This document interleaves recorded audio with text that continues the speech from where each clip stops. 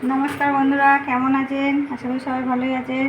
आज के आबार एक नतून रेसिपि निये चले एसेছি आम दिए तीनटे रेसिपि। ये तीनटे हलो आम सेদ্ধ करे रेखेছি, নুন ফুন किচ্ছু ना, शुधु आम सेদ্ধ करा আছে किन्तु जलटा फेलिনি। সেই জলটা দিয়েও আমি একটা চাটনি বানিয়ে দেখাবো। আর এটা পাকা টক মিষ্টি আম, ওটাকে দিয়েও একটা চাটনি বানাবো। দেখতে থাকুন আজকে রেসিপি। গ্যাস জেলে দিয়েছি, কড়া বসিয়েছি। এবার আমি ওতে 2 চামচ সর্ষের তেল দেবো, বেশি না, ব্যাস। তেলটা গরম হয়ে গেছে, আমি অল্প পরিমাণে একটু হলুদ দেবো। হলুদটাকে একটু নেড়ে নিলাম। হলুদটা নেড়ে দেওয়ার পর এই যে আম সেদ্ধ করা যে জলটা আছে, মানে কাইটা বেরিয়েছে, সেটা এবার দিয়ে দিলাম।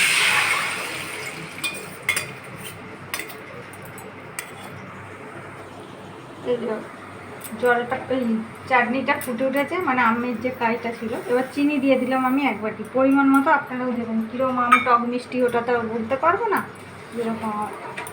যেরকম আম হবে সেই ধরনের একটু চেখে নুন মিষ্টিটা দেবেন। আমি চিনি দিয়ে দিলাম, এবার একে একে সব দিয়ে দেবো। আমি চিনিটা দিয়েছি, চিনি দেওয়ার পর স্বাদ মতো লবণ, বিট লবণ, কাশ্মীরি লঙ্কা গুঁড়ো, এটাকে ভালো করে নেড়ে ফোটাতে থাকবো।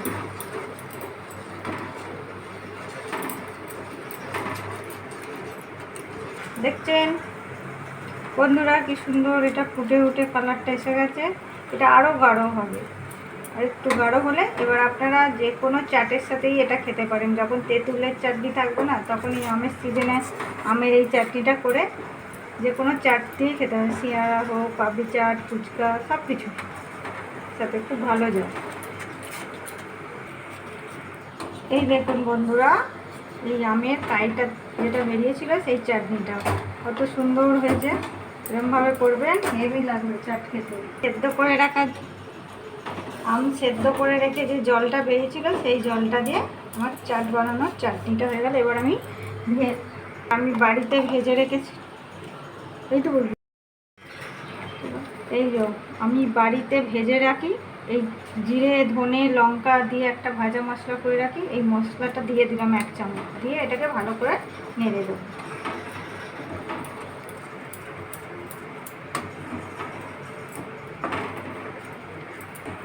দেখুন বন্ধুরা, আমার চাটনি একদম রেডি। এবার আমি গ্যাসটা অফ করে দিলাম।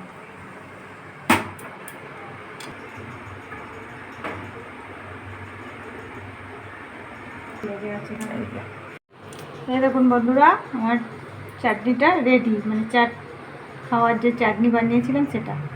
এই আম ফোটানো জল দিয়ে যে চাটনিটা আমি বানিয়েছিলাম, এই দেখুন কত সুন্দর হয়েছে চাটনিটা। আপনারাও ট্রাই করবেন। এই কড়াতেই আমি আবার তেল দিয়ে দিলাম, আমি আর একটা আচার বানাচ্ছি। এবার একটু 5 ফোড়ন দিয়ে দিলাম। এবার আমি একটু ভাজা ভাজা করে নেব। তেলে আমার 5 ফোড়নটা ভাজা হয়ে গেছে। এবার আমি আম সেদ্ধ করে রাখাটা দিয়ে দিচ্ছি। এটাকে একটু নেড়ে নেবো, এতে কোনো জল পড়বে না।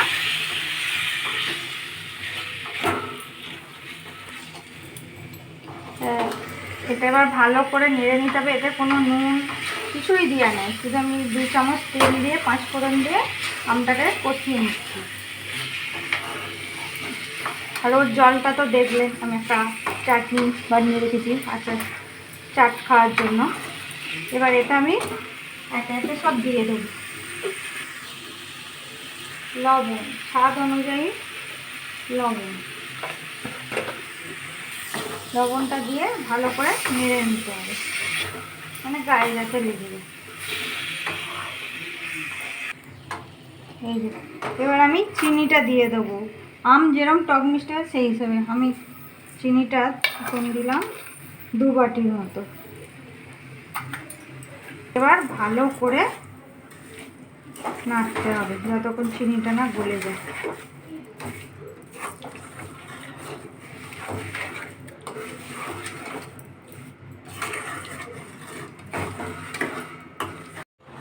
এই দেখুন বন্ধুরা, চিনিটা পুরো গলে গেছে। এটা এবার মানে গায়ে গায়ে একদম গাঢ় হবে, তখন আমার তখন এটা হয়ে যাবে। কিন্তু এখন আমি ওতে কিছু আরও জিনিস দেবো, যেমন বিট লবণ। কোথাও খোলা আছে জল, লক করতে নিয়ে এই এটাকে আবার নেড়ে যেতে হবে যতক্ষণ না এবার মানে গায়ে গায়ে লেগে যাচ্ছে জিনিসটা,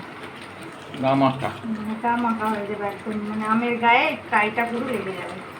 একটু আমি কমিয়ে দিলাম গ্যাসটা, আস্তে আস্তে হোক। এরকম বন্ধুরা এটা এবার হয়েই এসছে, আর একটু শুকিয়ে গেলে আমি ঢেলে নেবো। একটু মাখা মাখাই থাকবে, খুব বেশি ড্রাই করবো না।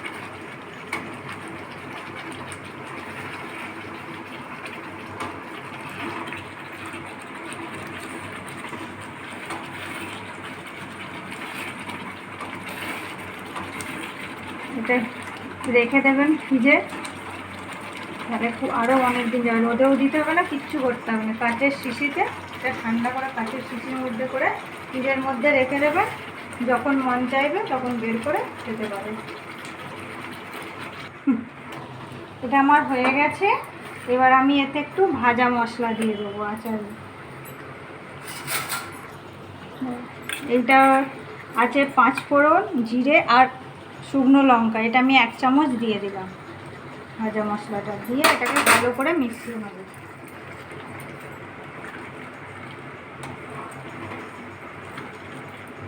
দেখুন বন্ধুরা কেমন হয়েছে, কমেন্টস করে বলবেন, আর ভিডিওটা পুরোটা দেখবেন।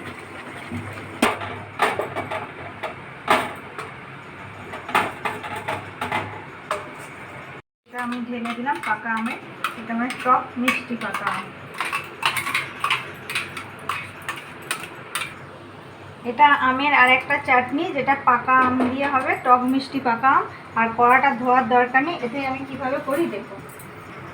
এই দেখুন 1 বাটি চিনি দিয়ে দিলাম। এবার এটাকে ভালো করে সাথে মিশিয়ে নেব, নিয়ে আমি জাল দেবো।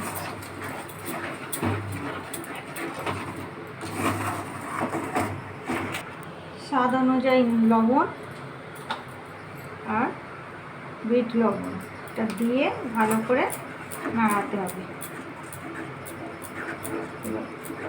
এবার এখন আমি নাড়াতে থাকি যতক্ষণ না মানে জলটা শুকিয়ে যাবে। এই দেখুন বন্ধুরা আমার পাকা আমের যে চাটনিটা ওটা রেডি হয়ে গেছে। আর একটা কথা বলে দিই, আমে কিন্তু কোনো জল দেবে না, বাটার সময় তো কোনো পাকা আম ওতে রস থাকবে, এই জন্য কোনো জল ব্যবহার করবেন না। আমি কোনোটাতেই জল দিইনি, 3টে ওই যেটা জল দিয়ে করেছি ওতেও না জল এক্সট্রা দিয়েছি, না আম সেদ্ধটায় জল দিয়েছি, না এটা সেদ্ধ করার সময় ওই আমটাই জল দেবেন। কিন্তু এই পাকা আমের চাটনিতে একটু জল দেবেন না, তাহলে ভালো থাকবে না। আর এটা আপনি 1 বছর ফ্রিজে কাঁচের বয়ামে রেখে দেবেন, খুব ভালো লাগবে। রুটি পরোটা বা ফুচকা করলেন, তার উপরে এটা দিয়ে দিলেন 1 চামচ, খুব সুন্দর লাগে।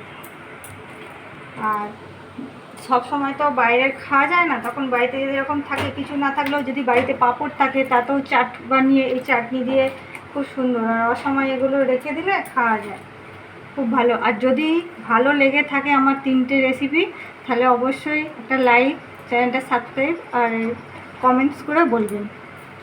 ধন্যবাদ।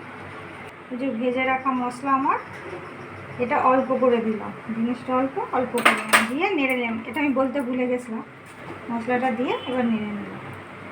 কী কী আছে মশলায়? এটা আছে জিরে, গোটা জিরে, ধনে আর শুকনো লঙ্কা। আমি এই 3টে জিনিস ইউজ করেছি, গুঁড়িয়ে ভেজে ভালো করে ওটাকে গুঁড়িয়ে নিয়ে রেখে দিই। আমার যখন দরকার পড়ে, যদি আপনাদের দেখতে ইচ্ছা করে বলবেন, আমি মশলাটা বানানো দেখিয়ে দেবো।